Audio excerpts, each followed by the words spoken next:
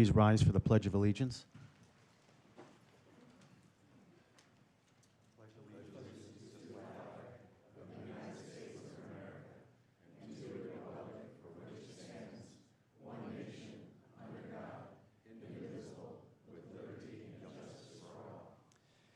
And if you choose, please remain standing for the invocation, which will be presented by Carri Schneider, Director of Promiseland Preschool with Christ Church in Fountain Hills. Good evening, Mayor and council members. Thank you for the opportunity of opening this meeting tonight. If you'd like, please join me in prayer. Heavenly Father, we come before you with grateful and humble hearts. Thank you for the opportunity to live in such a beautiful community, in a country where liberty and freedom reign. God, we thank you for all these servants here today who've been elected by the citizens of Fountain Hills to represent them.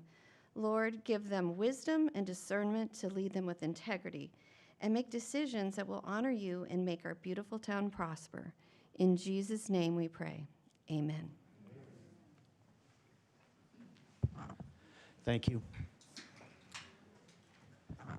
Town Clerk, would you please take a roll call? Mayor Fidel. Present. Vice Mayor Earl. Present. Councilmember Calavianakis. Here. Councilmember Watts. Present. Councilmember Larrabee. Present. Councilmember McMahon.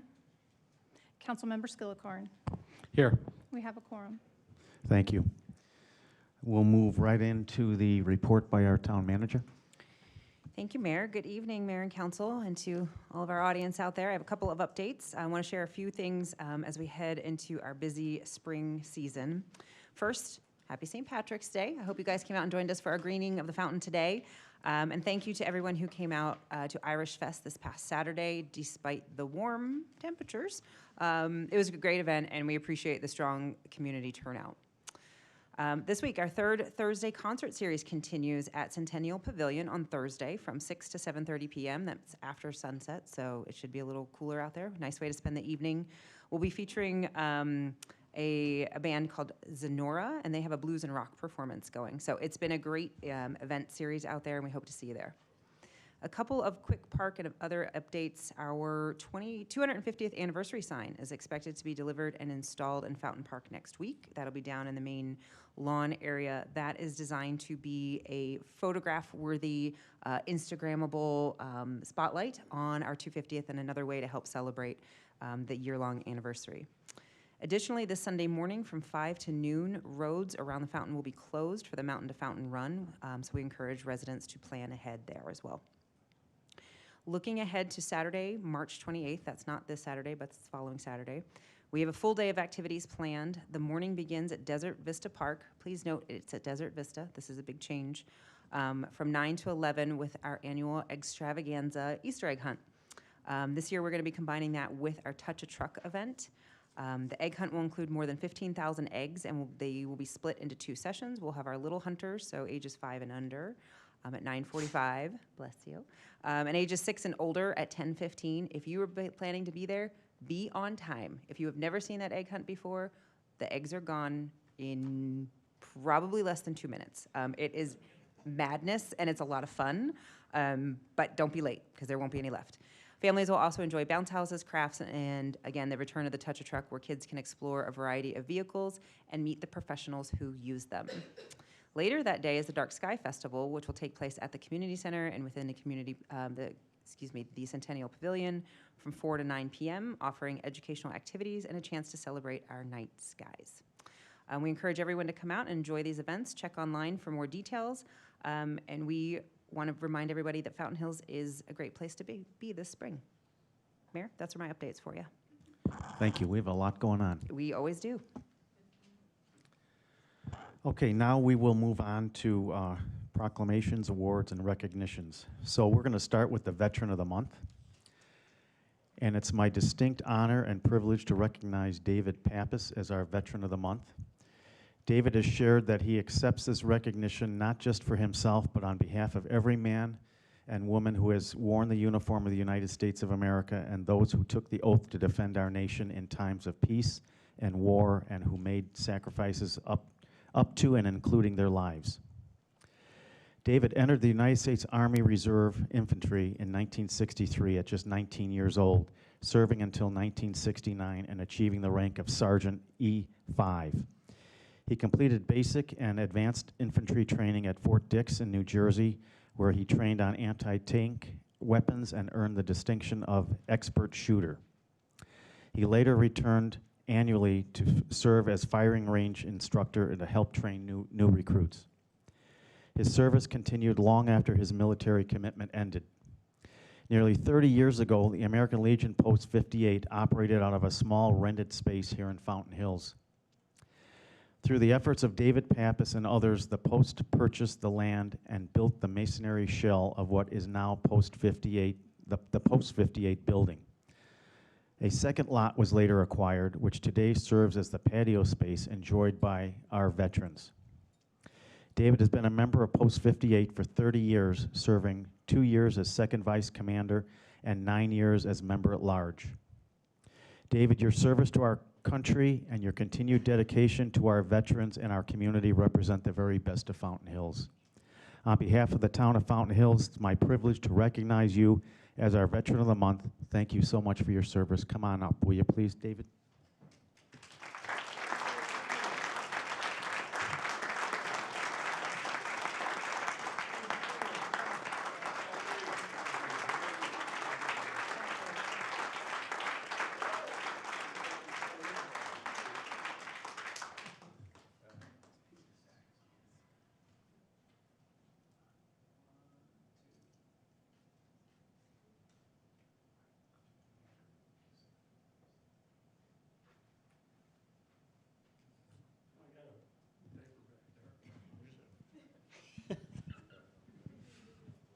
I want to thank everybody for this award.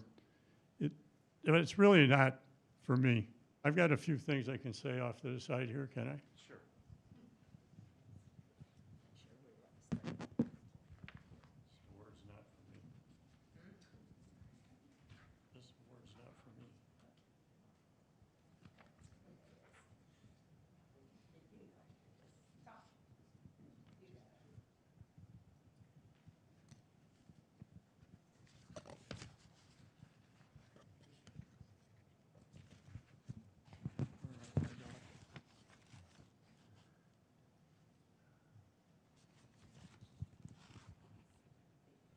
Well, I'll go over here.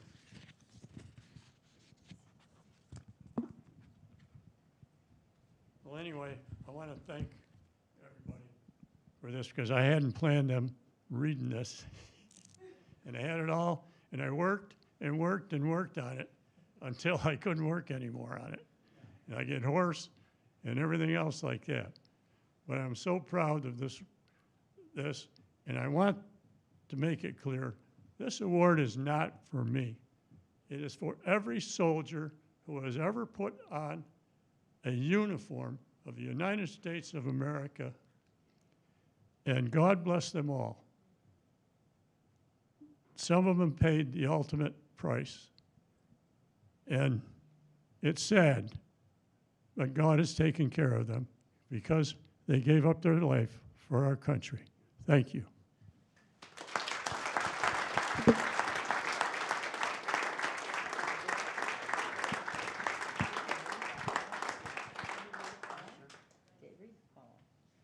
Okay? Yeah.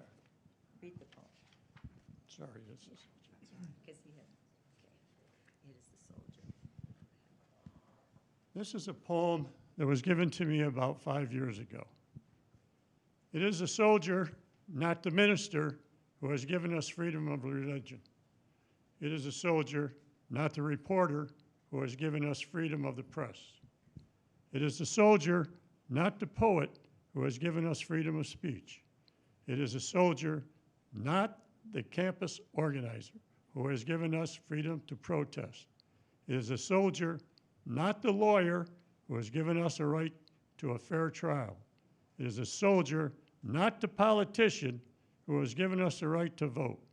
It is the soldier who salutes the flag, who serves beneath the flag, and whose coffin is draped by the flag, who allows the protesters to burn the flag. Thank you. Thank you.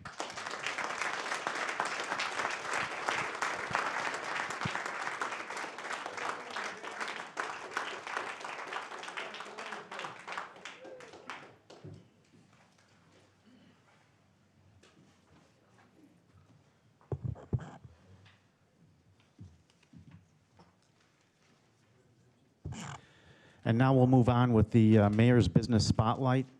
And tonight we are spotlighting D&K Music. Today we are proud to spotlight Kim Spence and D&K Music, a valued local business that has been providing live entertainment in Fountain Hills since 2003. Let me repeat that, since 2003. Holy cow. For more than 2 decades, Kim has helped bring energy, fun, and connection to our community through live music. D&K Music doesn't just entertain, they help create experiences that make Fountain Hills special.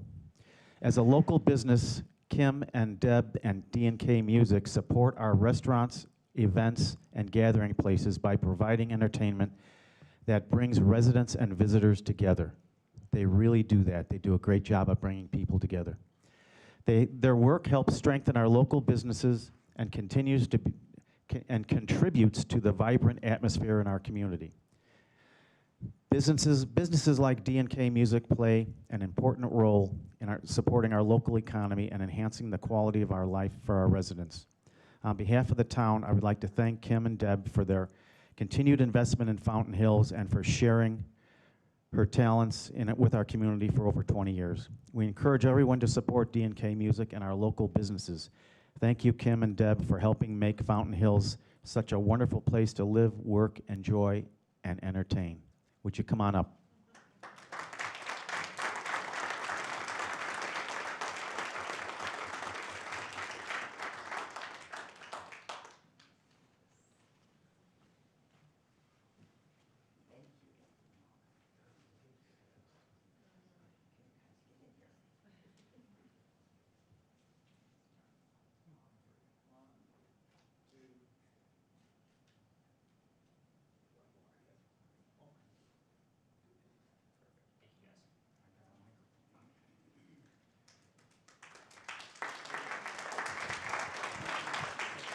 Now, I know you guys are used to the microphone, so here you go. We'll be careful. Thank you, Mayor Friedel, and thank you, Town Council, for giving us this wonderful honor. Thank you to all of our friends that came today to support us. I'd like to add a few things. Debbie started this business way before me in 1986, and then Dom joined us about 15 years ago, and we have just been terrific together ever since. But she was the mastermind behind it. But we enjoy working in this town. We're at the Alamo, we work at the American Legion, Post 58. We work at the Elks Club, Elks Lodge, so we're around town quite a bit. Come and see us. Thank you again.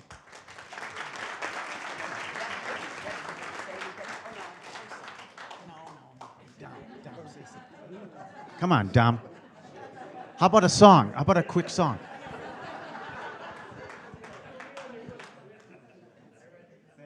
Thank you guys again.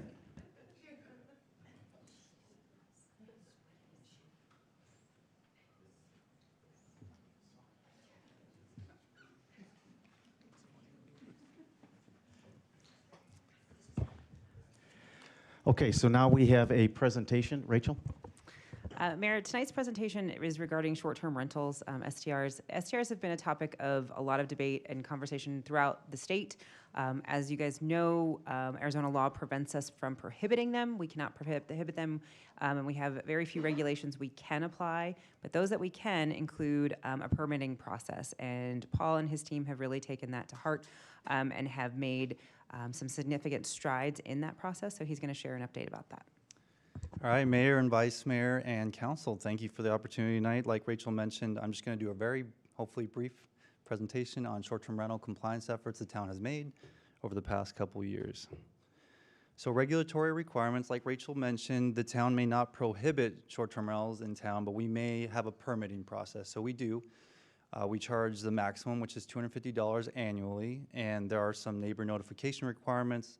They're required to provide emergency contact information to the town, liability insurance, and other safety considerations. So in November is when the ordinance was approved by the town council, which created a new article of town code that basically mirrors what state law requires and allows us to have this permitting process in place. It also allows us to deny or suspend permits for confirmed violations and things of that nature. There's also legislation going through the legislature right now to expand the ability to do that and look at a longer time frame, so that's something we're monitoring as well. So permitting and compliance efforts, here's a timeline.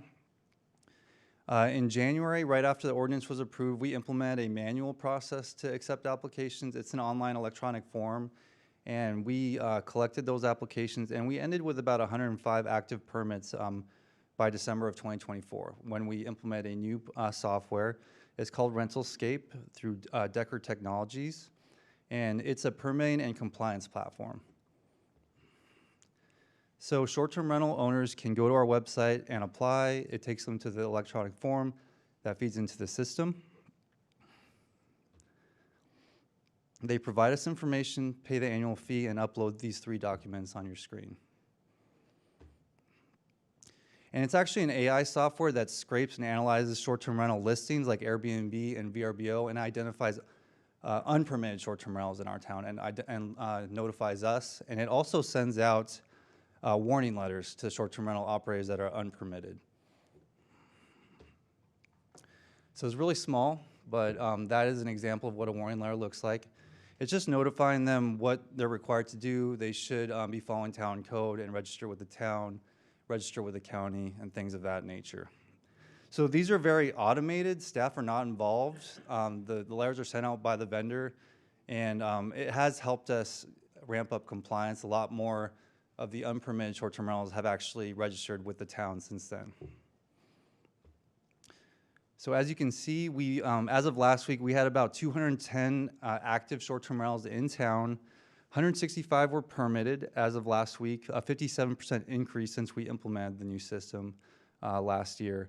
And so we have about 45 unpermitted short-term rentals at this time, and we're still working through that process with code enforcement and development services to try to get hopefully up to close to 100% compliance rate with that.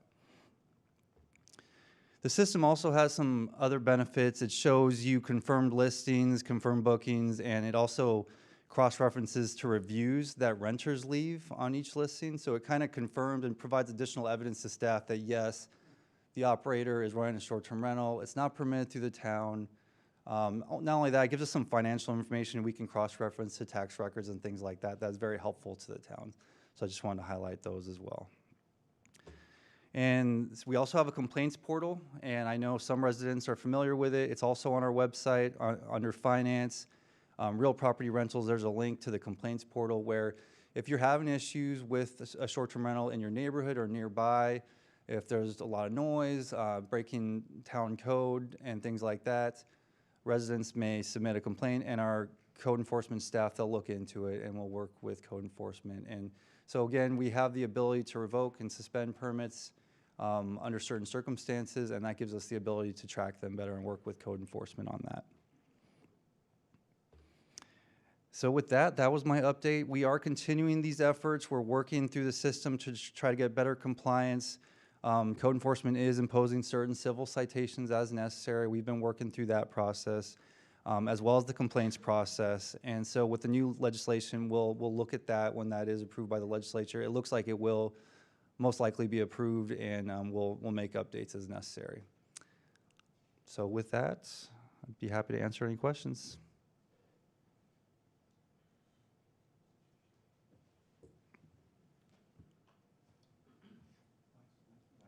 Vice Mayor? Thank you, Mayor. What is the fee if they are found not being compliant, and how do they go about that process or getting that money or whatever it is you do to them? So Mayor, Vice Mayor, so code enforcement handles that. The range of civil citations is between $250 up to $1,000. So for example, and we've slow rolled it, you know, we didn't even have a system in place at first. It was hard to get that in place. Once we did, and we've been given enough warning, there have been more civil citations issued. But for example, if they're an unpermitted short-term rental owner and they're not getting the permit, they've gotten warning letters and code enforcement, then we'll take the steps to put another warning letter on their door, notify them that way. So they've had, I guess what I'm trying to say is they've had plenty of opportunities to be notified that they need to register with the town. At that point, there have been up to $1,000 citations applied to those types of short-term rental operators. But it ranges and it depends from $250 to $1,000. Mm-hmm.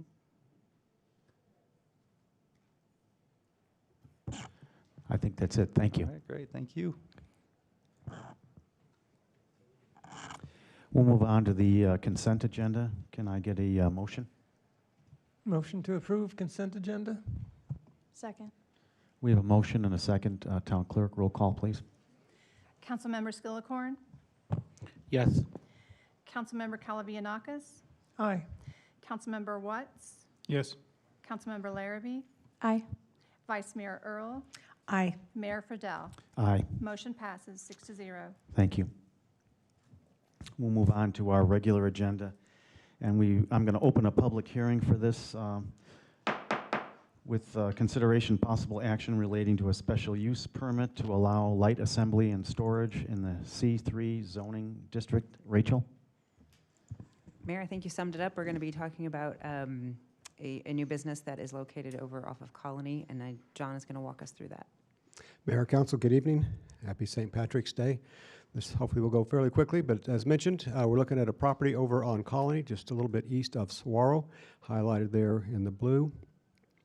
Chapter 12 of the zoning ordinance sets forth the requirements in commercial zoning districts. This particular property is zone C3, and in the C3, in order to have a light assembly use, it requires approval of a special use permit. The code lists a couple of requirements for that business as a precursor to consideration of the SUP. So again, here is the facility that we're referring to, 16939 East Colony, Suite 4.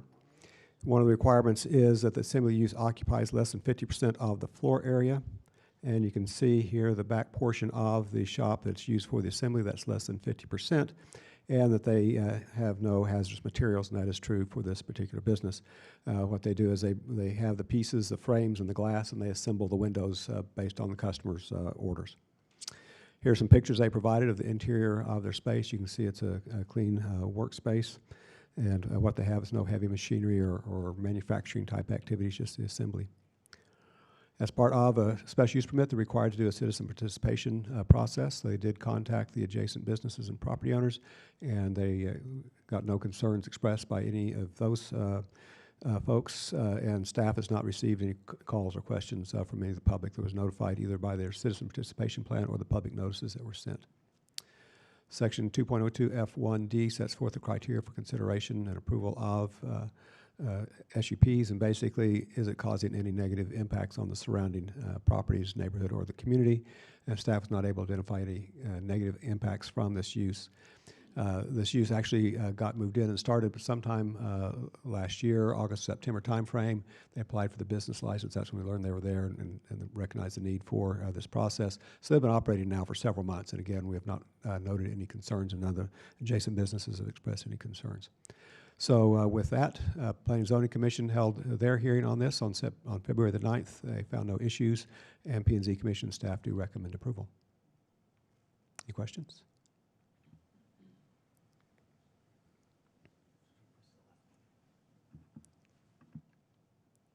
Musical buttons.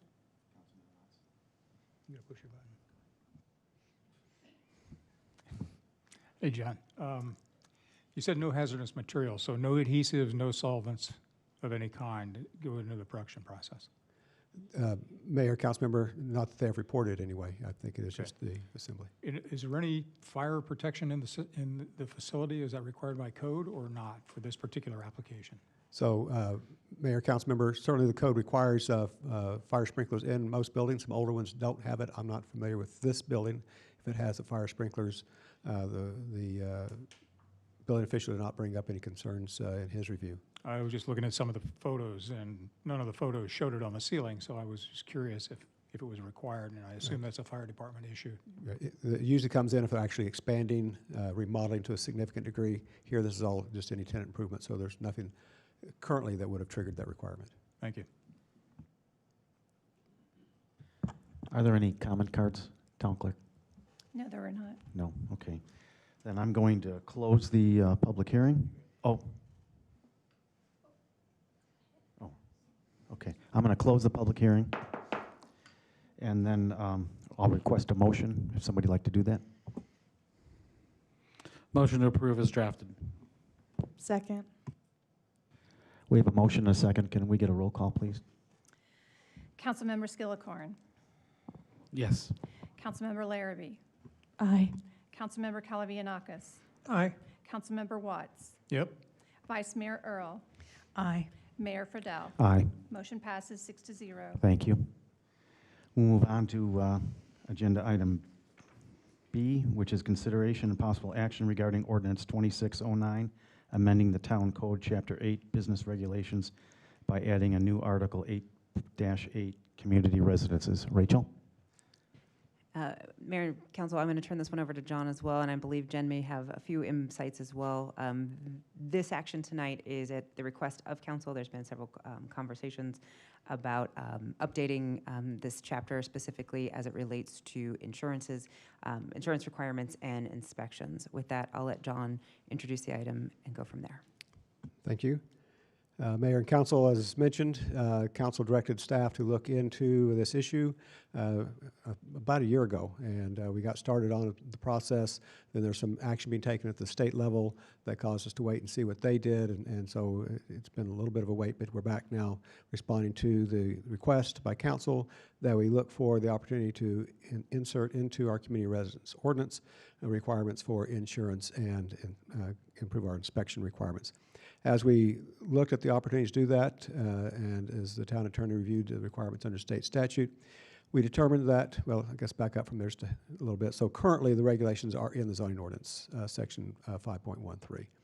And as we looked at what the council was wanting to do and looked at our regulations and state statute, it was determined that it would be better if the registration portions of our community residence ordinance were located in the town code under business regulations. And so that's what we're doing tonight, is creating that section of the town code to move then those regulations to that section, as well as then addressing the provisions that council is wanting to add to the code. So as we look at the new ordinance, so section 881 sets forth the purpose of this section. So this is new. We didn't have this in the zoning ordinance. So as you look at that in the ordinance, all that whole section is new, but just establishes the need and the purpose of why we're having these regulations. 882 sets forth definitions. The definitions here are the same ones we have in the zoning ordinance, so there were no changes there from current ordinance. Section 883 covers registration and re-registration. And so again, all this is coming over from section 5.13B of the zoning ordinance with two exceptions. One is adding in that provision that the applicant will not, that they will cooperate with any code violation inspections, investigations. They will test that at the time they make their application. And then one of the items that the council asked us to add was the insurance provisions. Several years ago, when the P&Z Commission was looking at these provisions, they did suggest and include in their draft ordinance to the council insurance provisions, and this section that's being added is what was recommended by the Planning and Zoning Commission at that time. And so that's where the numbers come from that are in here. Then continuing on in section 5.13C, currently of the zoning ordinance are the re-registration requirements. So this is in 883 of the new ordinance. Again, brought over the same re-registrations provisions, but with two exceptions or two additions. One is that we will review to make sure that the operator is remaining in good standing with code and any code violations and so forth, and also to maintain their insurance that was required with initial registration. And then we've also added here a section 884 on code violations. So this, again, goes with the direction from council that we beef up a little bit our investigations or inspection allowances in the code. So this does allow residents, neighbors to file complaints, but we're looking for verifiable complaints of the town code. We're not looking for violations of state code. This is the only things that are applicable from the town code. If we find verifiable evidence, then code enforcement staff will follow up like they do with any other case with investigating the property, potentially going to the home for an interior inspection if that's warranted by the evidence that's been provided, and then continuing on from there. And then in section 885, violations and penalties, that's again pretty much the same as 5.13F, but we did add one additional provision that code violation fails to meet life safety standards. It could as additional thing that can be used to revoke a registration. I believe that is it as far as the changes. So again, the ordinance you have in front of you tonight is very much the same as what's currently in code in section 5.13 of the zoning ordinance, with a few additions that have been added to address the topics raised by the council that you wanted to see covered.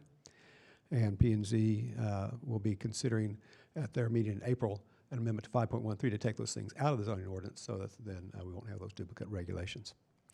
Staff recommends approval. If you have any questions of me at this time or the town attorney, we'll be glad to try to answer those questions.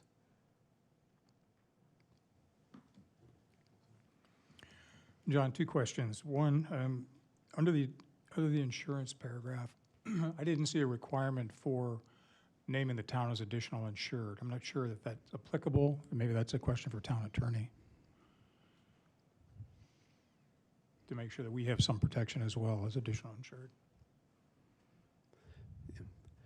Mayor, council member, again, this is what was recommended previously by the Planning and Zoning Commission, so that's why we brought it forward for your consideration. But that is how it's. Well, I'd like to, if we can, add naming the town as additional insured in the final draft. I'll have to check to make sure we can legally do that. Typically, an additional assured would be where they're using town property or town facilities, or we're entering into a contract with them. But I'll check to see if we can do that. I don't think that that's what's required under our under the town code regarding short-term rentals. I'll have to see, compare with that to see if we can do that. But what it does do is require a waiver so that they can't, the town can't be sued. Because again, this isn't our property or our, if it were, we require the additional insured when somebody uses our community center, because ultimately it's on our property. So I don't know that we would have the same concerns of liability issues as the additional insured, but. If the waiver suffices, then I'm fine with that. If Okay. you want to do a little more. The other question was, I don't see a timeline for when there's an out of compliance issue, when either to vacate or to correct. Is there one somewhere else that how long do they have to either vacate? And that's under 88.5. Right. Mayor, council member, we don't have specific timeframes in any of our codes for that. We work with people that are in violation to bring them into compliance. And then, if they're not, then we follow up with the citations and take that through the court procedures. So that's a typical way that would be handled. When we get to the re-registration, which is only good for a year, and they're not being compliant, that would be our opportunity then to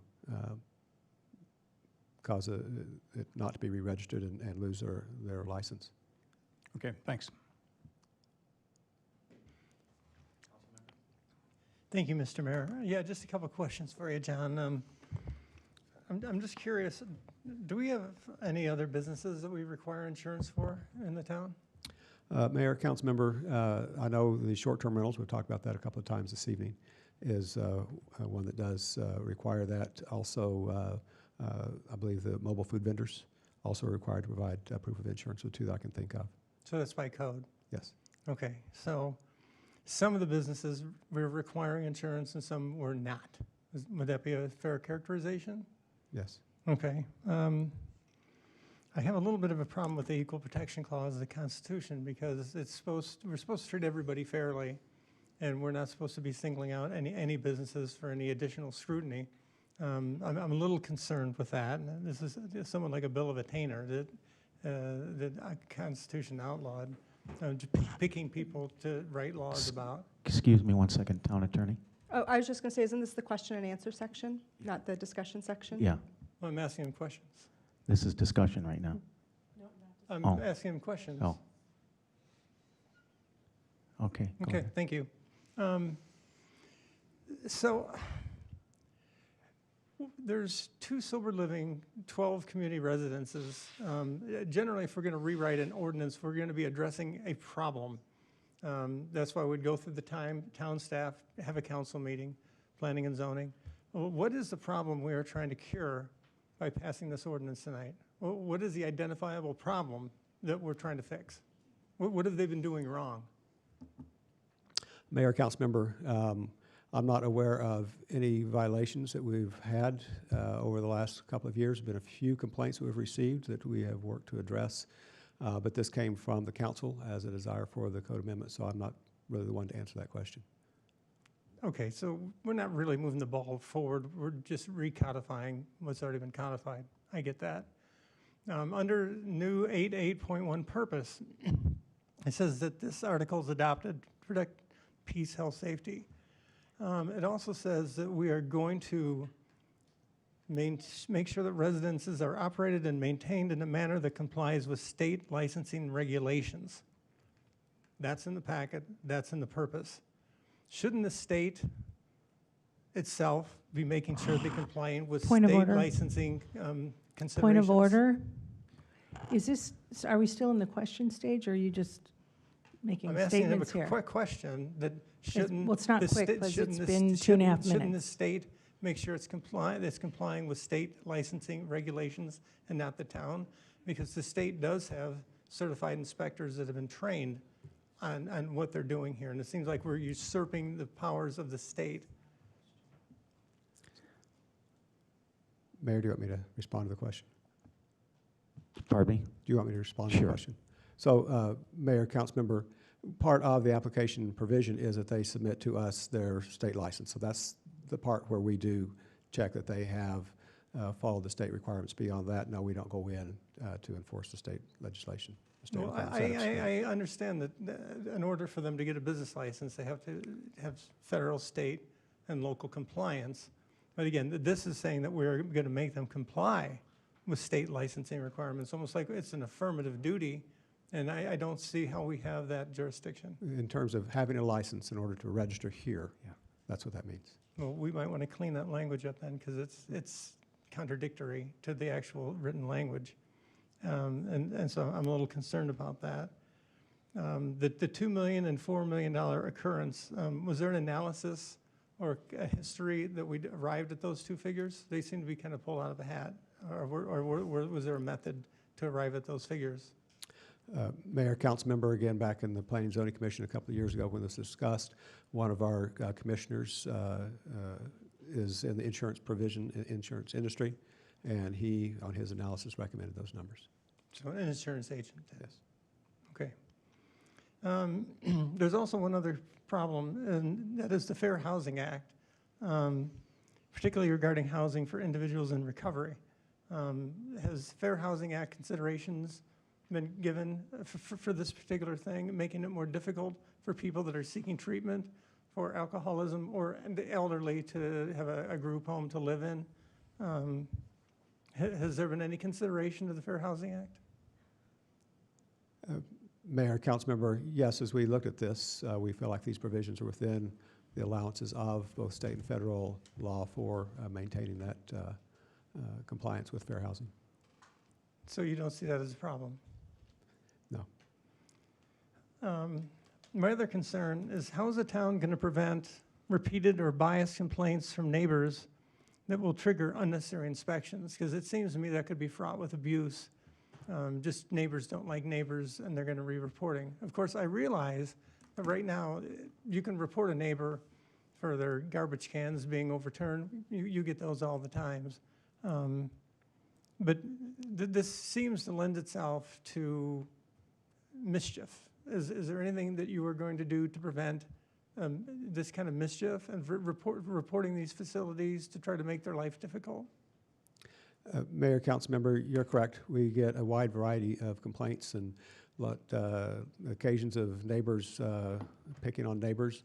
And so we have a trained professional staff who know how to deal with those things. And we've specifically written in the ordinance that we're looking for verifiable complaints, and not just whims or somebody's upset something. So they will, before they contact any property owners, they will investigate and see if they can verify a complaint before moving forward. But I'm sure when you do send a code enforcement officer, you always are trying to get verified complaints, correct? Mm-hmm. So does this change that standard at all? No. Okay. Well, my last question is, we're going to be conducting these inspections. Are these going to be unannounced inspections that will require a warrant? Or are these going to be inspections that they'll be noticed, that we feel like you're in violation, and then on so-and-so a date, we're going to send somebody over there to make sure you're in compliance? Mayor, council member, these would be similar to any other inspections that we do. We see a violation, and depending upon the situation, the code officer may go knock on the door to discuss that violation with the property owner. Other times they may send notices or post the property. And so it depends upon the nature of the violation and what is necessary at the time. When we do go knock on a door, typically that's not with prior notice to the property owner.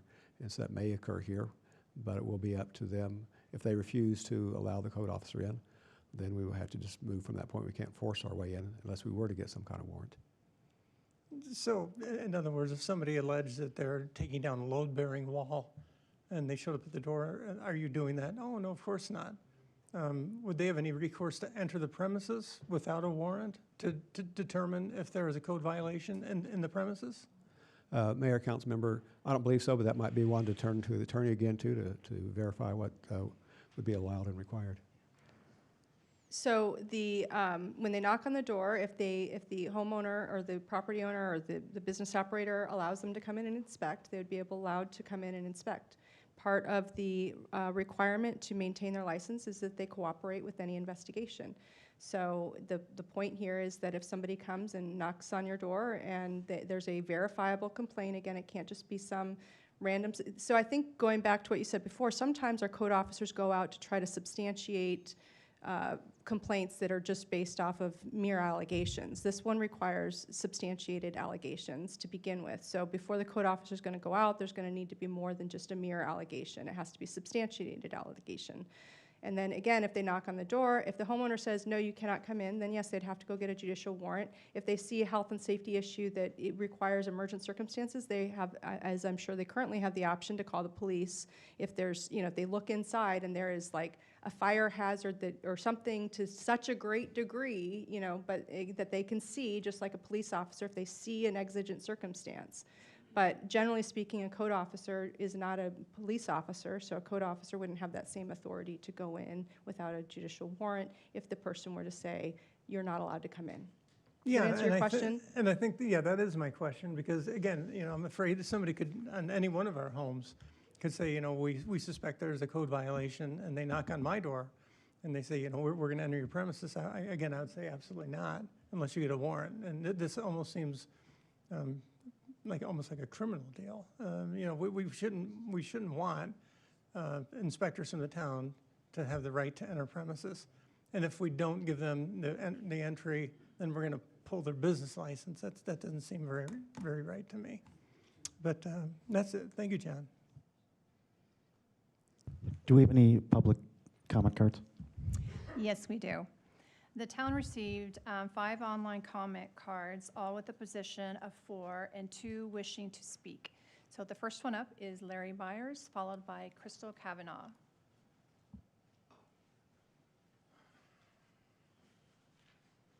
Mayor, Council. So this, I would recommend you approve this without any further discussion. This was litigated, discussed ad infinitum for the last 6 years. It was written by really intelligent people on our own Planning and Zoning Commission. One sits on the dais right now. It was vetted through the Ninth Circuit. The Fair Housing Act has nothing to do with anything. This is about group homes subdivided into transitional and community housing. Doesn't have anything to do with sober living. It's a misnomer anyway, because the drug houses that were proliferating in this town, which was the purpose of this ordinance in the first place, were anything but sober. They were a nuisance to neighbors. They probably could be now. The previous administration stripped out the inspection provision for occupancy levels. I'm not going to repeat the same state statute that says that municipalities get to govern their own land use. I've said it about 6 times up here. 6 years this has been going on. And I think it's time to finish the ordinance. It'll be just fine for those who comply. We have occupancy levels. We have code for the well-being of people. We're not doing health and well-being inspections, but we've got fire regulations. We're allowed to do all of this. And all of this other crap that's been brought up about the feds, already went through the Ninth Circuit. None of this has anything to do with our town ordinance. And these businesses, these are businesses, just like any other business, and some businesses require licenses and some don't. And these just happen with the culmination of this ordinance. They require a license, just like a short-term rental property.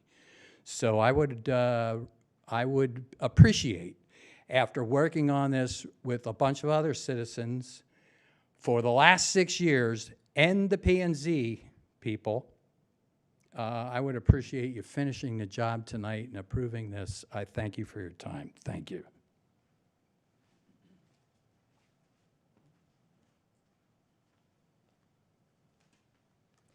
Good evening.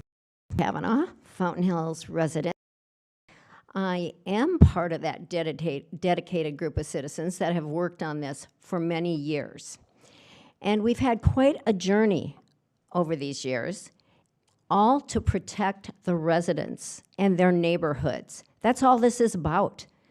We had success in finally getting limitations on occupancy and having distance requirements between such homes. And we're talking, again, the transitional community residences and the community residents, the longer term, which are more like the group homes, and the seniors that were referred to. This is all about land use. This is why we needed the inspection clause, because we had these requirements about occupancy, but how are we verifying that? So we reduced it to 5 or 6, and we have no idea how many are in there. So no one is gonna go knocking on the door to check on whether somebody's getting good treatment. This isn't even about that. We don't have anybody qualified who's gonna go up and judge whether they're getting good treatment.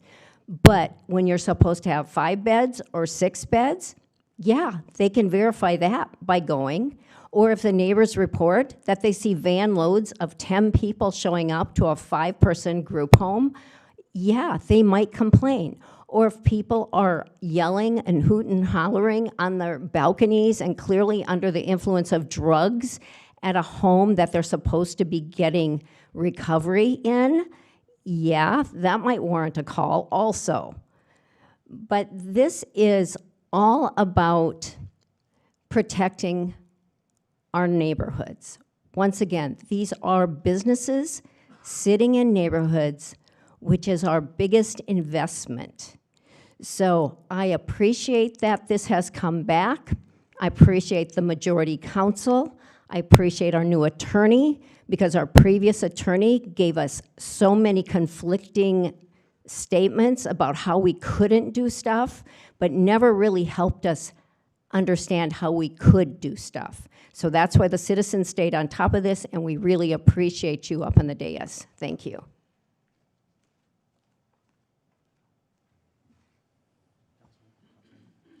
Thank you, Mayor.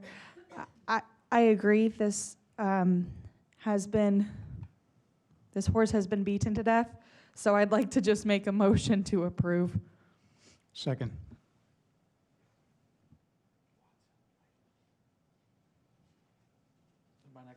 Yes, Councilman. Thank you, Mr. Mayor. You know, I just want to thank Director Wesley and staff for really putting this to paper. You know, this, to me, sounds like it protects neighborhoods. To me, it sounds like it protects our families. And to me, it sounds like it protects our property values. And that is the job that we're sworn to do up here. And to see this come across the finish line today is exciting to see. So thank you, staff, for putting this together. And I think this, you know, fulfills the promises that we made when we ran for this office. And I do appreciate that. And it is exciting to see that, you know, we're doing some good here. and we're fulfilling our promises. And to see that the people that live in these streets and these neighborhoods that have these homes, and that, frankly, a lot of these homes are not very neighborly. I'd like to see that these people, these residents that are our constituents, have some protections now. And I do appreciate that. The staff took a lot of arrows on this one, so I just want to say thank you, and thumbs up, give a good applause to you guys. So thank you very much.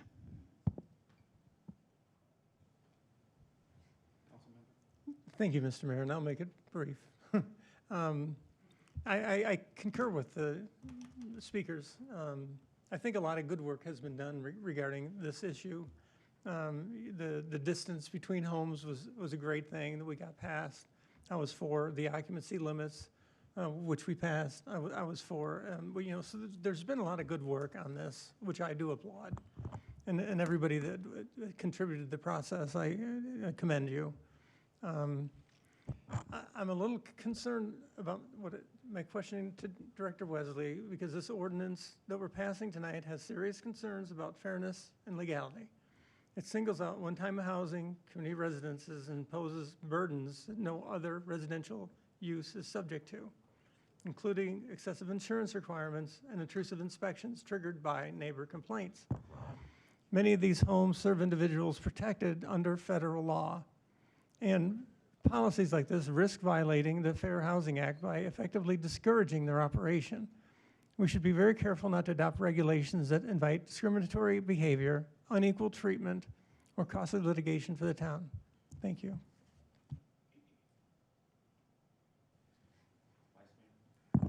Thank you, Mayor. I asked permission to ask the attorney a question. Could you explain to us the process of this, and how people would they get grandfathered in, or how long this process will take, so the general public knows? Just to be clear, your question is for the existing businesses okay, so there are, so the way that okay, let me back up. Right now, much of what's in this town code mirrors or in this ordinance mirrors the zoning code. And under the zoning code, the businesses that existed prior to that zoning code being implemented were grandfathered, have non-conforming use policies. Once that zoning provision is taken out, then the businesses that, once these provisions about the registration are taken out and put into business licensing, then those companies that exist now will have to register their business. Now, the two, I think my understanding is there's a couple, Director Wesley, that are operating under the new town code, is that correct? That's correct. So the two businesses that are currently operating under the existing town code, for them, when this goes into effect in 30 days, then they would be subject to these regulations. But you can't just overnight require them to obtain insurance and to comply. We'd have to send out notices, and I don't know if Director Wesley would want to talk more on how you'd send out notices and the timelines that you'd provide, but that would all come from Development Services saying what the new requirements are, and then they'd have a period of time to comply. But yes, Mayor, Vice Mayor, I'm not sure if you need any much more detail on that. One piece I would add is, because it is part of also business regulations, we work with finance in terms of the business licenses and getting those updated, and given that timeline to get that done over the next 60, 90 days. Yeah. We have a motion and a second. Can we get a roll call, please? Councilmember Watts. Aye. Councilmember Skilicorn. Yes. Councilmember Calavianakis. Nay. Councilmember Larrabee. Aye. Vice Mayor Earl. Aye. Mayor Friedel. Aye. Motion passes 5-1. Thank you.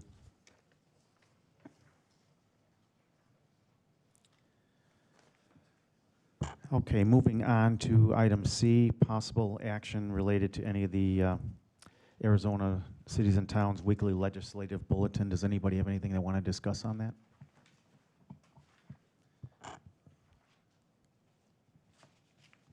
Councilman Skilicorn. Thank you, Mr. Mayor. I just wanted to say that there was actually a new representative sworn in today for our area. So we actually have a new state representative, and actually he texted me during the meeting. So yeah, we have a new person that we can lean on to do our bidding. Thank you. Anybody else? Okay, then we'll move on to our call to the public. Town clerk, do we have any speakers? Yes, we do. We have two. The first one is, and I apologize if I mispronounce your name, Mrs. Coroli?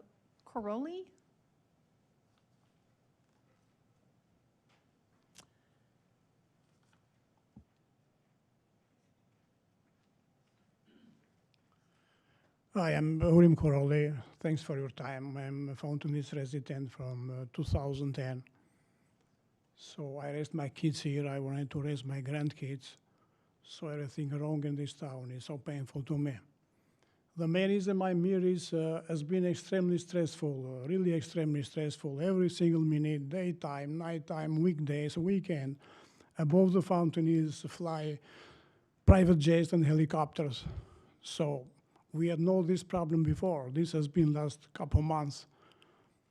So here it's possible to avoid residential area. They can fly above the Rio Verde River or above the McDowell Mountains. So it's been really, really extremely stressful, extremely dangerous. In case of crash, they can crash to any houses, above my house, above any houses. So 2 weeks ago, a small airplane crashed in Phoenix somewhere in house. So this problem needs to be stopped. So we have to find a way. So not just sending them the notice.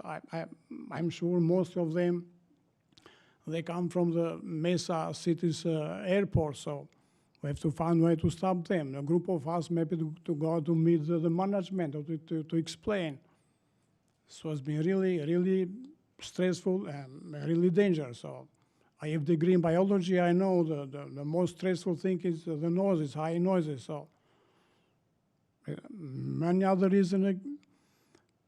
I know so it's hard to run a town. It's real thanks for your service, for your mission, but so more bigger the town, more harder. So together we can do more easier. So let's see how can we stop this problem. So thanks anyway.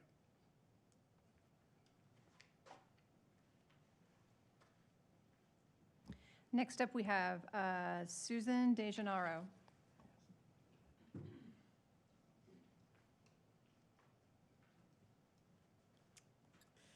Thank you, Mayor. Thank you, Council. Susan DeGennaro, 7-year resident of Fountain Hills. I am the chair of the silent auction for the Dark Sky Festival. So I'd like to thank Rachel for mentioning the festival on the 28th. I wanted to thank the council for continuing to support our town's dark sky designation, and the festival itself. I've worked with local businesses, local artists, local entrepreneurs to fill the auction with a variety of items to highlight our town and all it has to offer. The auction is what keeps our festival free. So even if you can't go to the festival, we ask that you please go and check out our auction. It is live now. And were you to do so, you can do that by texting 26 dark sky to 76278. Did y'all catch that? 26 dark sky, all one word, 26 dark sky to 76278. You can also go to fhdarksky.com. That is our festival website, or that is the Preservation Society's website, and on there will be all the information about the festival. I'd just like, again, to say a big thank you to everyone who makes the events in this town possible.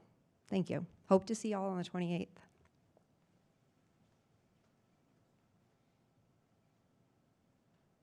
Thank you. Any other speakers? No? Okay, thank you.